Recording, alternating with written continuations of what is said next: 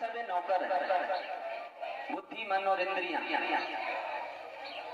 लेकिन जीवात्मा का भी जो स्वामी है वो भगवान है। जीवात्मा का भी स्वामी कौन है? भगवान। और उस भगवान की सेवा करनी चाहिए जीवात्मा को परिवार के सहित। यानी जीवात्मा का परिवार है ये 5 कर्मेंद्रिय, यानी कान, आंख, मुंह, नाक, हाथ, पांव, जननेन्द्रिय, उपस्थ, ये सब क्या है? 5 ज्ञान की इंद्रियां हैं और 5 कर्म की इंद्रियां। तो कान का विषय क्या है? शब्द। त्वचा का विषय क्या है? स्पर्श। आंख का विषय रूप, जीभ का विषय रस और नाक का विषय है गंध। तो हम इन 5 ज्ञानेंद्रियों से और 5 कर्मेंद्रियों से जीवात्मा के साथ मिलकर के उस भगवान की सेवा करें। किसकी? कृष्ण की सेवा। मतलब एक तो ठाकुर जी की सेवा हम लोग करते हो, बाल कृष्ण भगवान लड्डू गोपाल को सबने घर पे पधरा रखा है और उनको रोज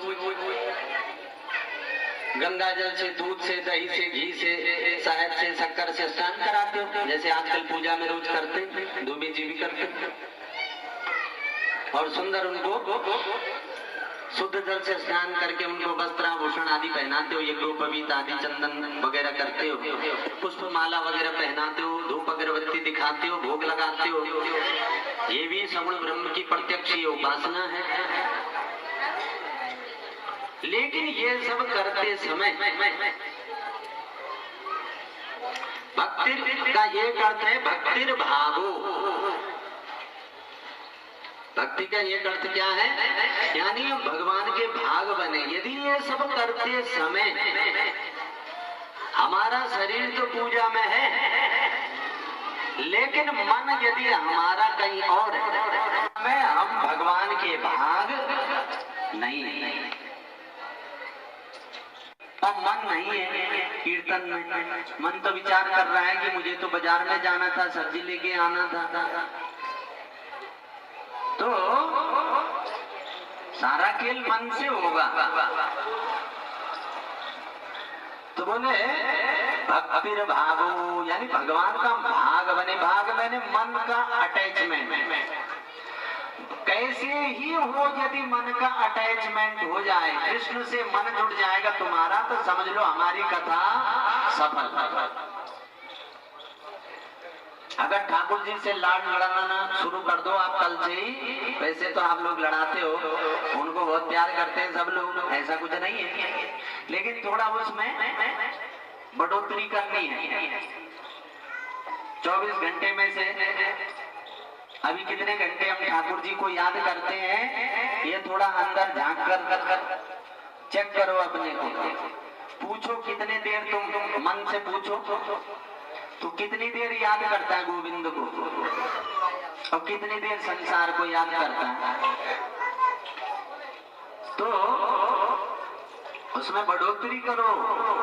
यदि कम याद करते हो तो थोड़ा ज्यादा याद करना शुरू करो। तस्मात् सर्वेषु कालेषु, हर स्थिति में, उठते बैठते सोते जागते अहर्निश सीताराम राधे श्याम बोलते रहो। मन का अटैचमेंट कृष्ण में करो और बुद्धि और शरीर से संसार करो। खूब पुरुषार्थ करो, खूब धन कमाओ, खूब अट्टालिका महल बनाओ, हवाई जहाज में उड़ो, कोई दिक्कत नहीं है। दिक्कत इतनी है कि आसक्ति नहीं करनी और मन संसार में नहीं लगाना। मन हरि में और शरीर बुद्धि संसार में। ये सरल उपाय है।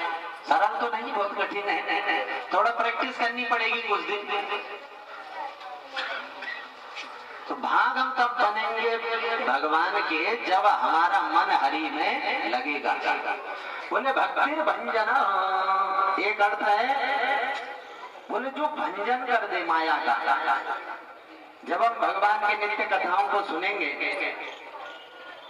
और मुख से कीर्तन करेंगे, हृदय में रूप ध्यान करेंगे, हाथों से उनकी चरण सेवा करेंगे और कभी कभी वृंदावन जाया करेंगे, बांके बिहारी का दर्शन करेंगे, बरसाने में जाके किशोरी राधा रानी का दर्शन करेंगे और गोवर्धन की परिक्रमा करेंगे समय समय पर तो धीरे धीरे क्या होगा, संपूर्ण इंद्रियां पवित्र होने लग जाएंगी, चित्त धुलने लग जाएगा और धीरे धीरे भगवत कृपा होने लग जाएगी और माया का भंजन होने लगेगा। माया का भंजन मैंने माया ने जो हमको बंधन बना रखा है, नौकर बना रखा है, वो माया का जो बंधन है वो धीरे धीरे ढीला होने लग जाएगा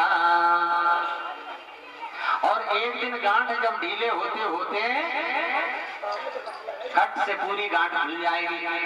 अंत मति सागति, अंत में मति, अंत काले जमा में वह स्मरण मुक्त्वा कलेवरम। अंत काल में यदि हमें कृष्ण का स्मरण हो जाए, मुख में राम कृष्ण ऐसे दिव्य नामों का उच्चारण हो जाए तो समझ लो हमारी श्रेष्ठ गति हो गई। तीन प्रकार की गति होती है जीव की, एक होती है ऊर्ध्व गति, एक होती है मध्य गति और एक होती है अधोगति। यानी अंत समय पर किसी के प्राण आंख से, नाक से, कान से निकलते हैं तो उसकी मध्य गति होती है और मरते समय किसी के मलमूत्र विसर्जन हो और नीचे से प्राण निकले तो अधोगति होती है। तो यदि हम चाहते हैं हमारा कल्याण हो, ऊर्ध्व गति बड़े बड़े ऋषि मुनियों की होती है, अपने ब्रह्मांड को फोड़कर वो अपने आत्मा को परमात्मा में विलीन करते हैं। लेकिन हमें कोई योगी नहीं बनना है, एक होता हठ योग, एक होता राजयोग। हमको हठ योग नहीं करना, हमको तो राजयोग में चलना है। राजयोग कैसे?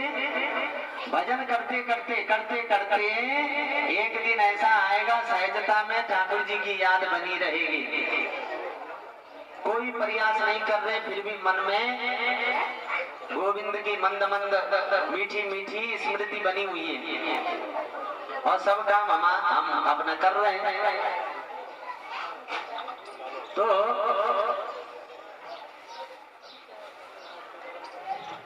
भागवत का यही सार है कि भगवान के नाम रूप गुण लीला धाम का हम चिंतन करें।